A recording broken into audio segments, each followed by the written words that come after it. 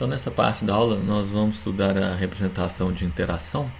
Anteriormente, nós tínhamos visto a representação de Schrödinger, que coloca dependência temporal no estado, e a representação de Heisenberg, que coloca a dependência temporal no operador.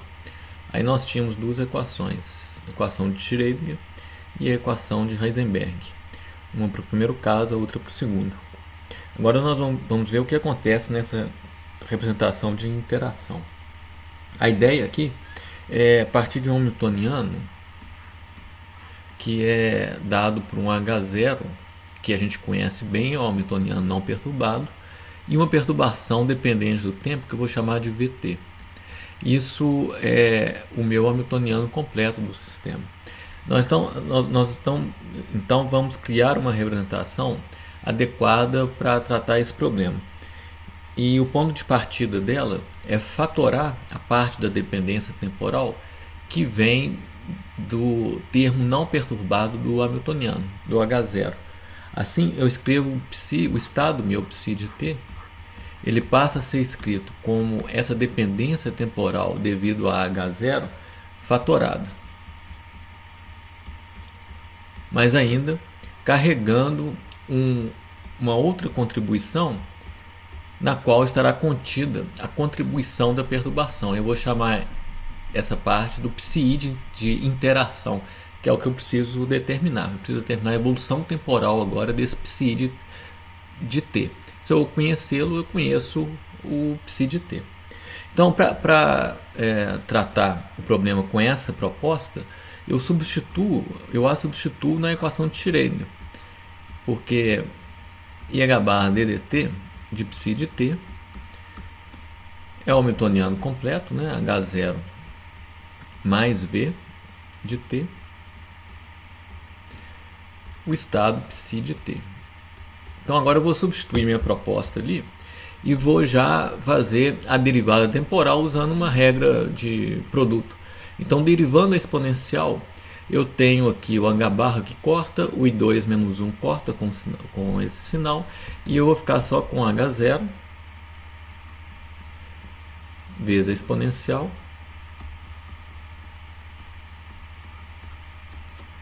e o estado psi I de t. Mais um segundo termo nessa derivada, que agora a derivada vai aparecer sobre o psi de interação e eu mantenho a exponencial.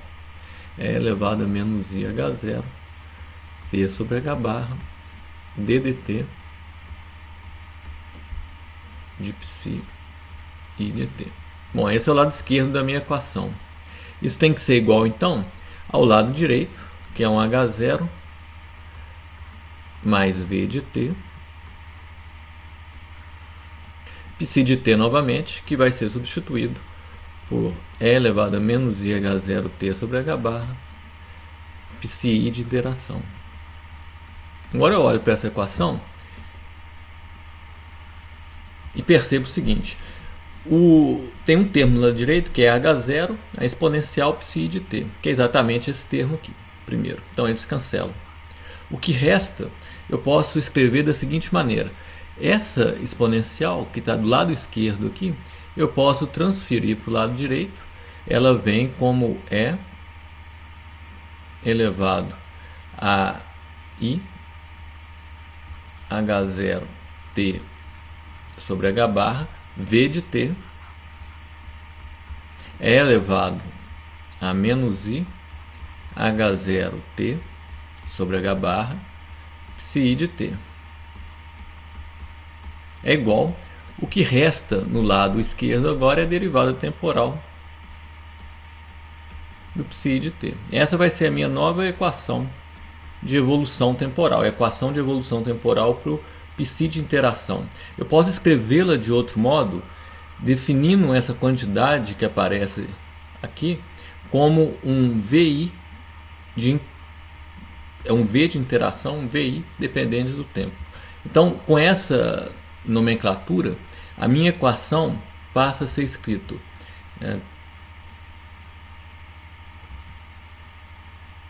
o IH barra, né, que faltou, vou colocar ele aqui, IH barra que é esse IH barra aqui. Então esse IH barra está aqui.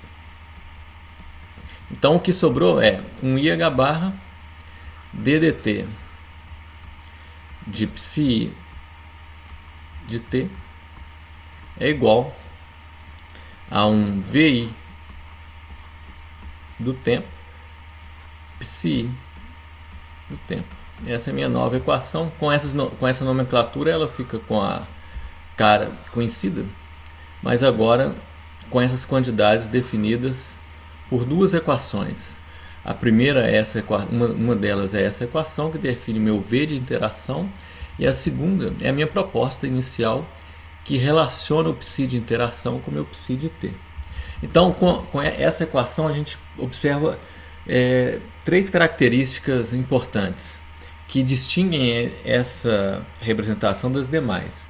Aqui eu tenho tanto operadores como estados evoluindo no tempo. Em Heisenberg eu tinha operadores evoluindo no tempo, em Schrödinger eu tinha estados evoluindo.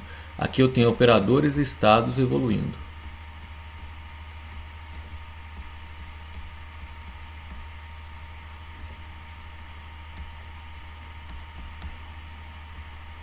Um segundo ponto é que os operadores eles evoluem através ou via a parte não perturbada do hamiltoniano. Então, operadores evoluem via parte livre de H. Vou chamar de parte livre para caber aqui no parte livre de H, que é o meu H0, né? Então isso aparece aqui, olha. Operador evolui no tempo, ele depende do tempo, é o meu V de interação, e o fato dele ser definido só com H0 me faz fazer essa afirmativa. Operadores evoluem via parte livre de H. Já os estados, eles evoluem via termo de perturbação. Isso fica contido na equação de evolução temporal para o estado, que é essa que eu estou mostrando aqui. Quem determina essa evolução temporal agora é o V de interação, o que justifica essa minha terceira afirmativa. Então, o que a gente faz com essa equação? Ela me permite imediatamente estabelecer um esquema iterativo para eu determinar a minha evolução temporal.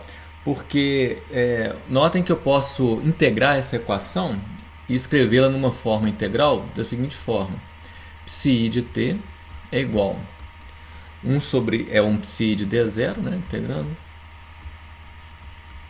mais, então é como se fosse passando um IH barra para o lado de cá, é o d de psi de t integrado, vai ser o psi de t menos psi de t0, que eu escrevo dessa forma. E isso vai ser, então, passando para cá agora, 1 sobre IH barra, a integral de um t0 a t, né, do que está acontecendo do lado direito. E isso vai ser um dt' VI de interação de t', aí que aparece de novo o psi de t. Então eu vou escrevê-lo como um psi de um t', e aí eu faço um esquema iterativo. Quer dizer, numa primeira ordem, eu vou substituir o meu psi de t' que aparece no lado direito pelo próprio psi zero. Então eu vou ter psi de t é igual a um psi de t0 mais 1 sobre IH barra, integral de t0 a t, dt', VI de t', psi de t0. Então essa é a primeira iteração do meu problema. E aí eu posso fazer uma segunda, substituindo aqui agora o meu segundo termo, não só o psi de t0, como esse termo. Eu teria duas integrais, e assim sucessivamente. Eu vou tendo novos termos no meu psi de t. Eu vou parar aqui só porque é o que a gente vai usar em seguida. Tá? Então, alguns outros resultados que a gente vai precisar, vou só colocar aqui rapidamente, que eles são bem imediatos. Essa aqui eu repito a minha proposta, né? A gente tinha escrito o psi de t com a parte H0 fatorada e uma parte dependente do tempo a determinar, que era devido à perturbação.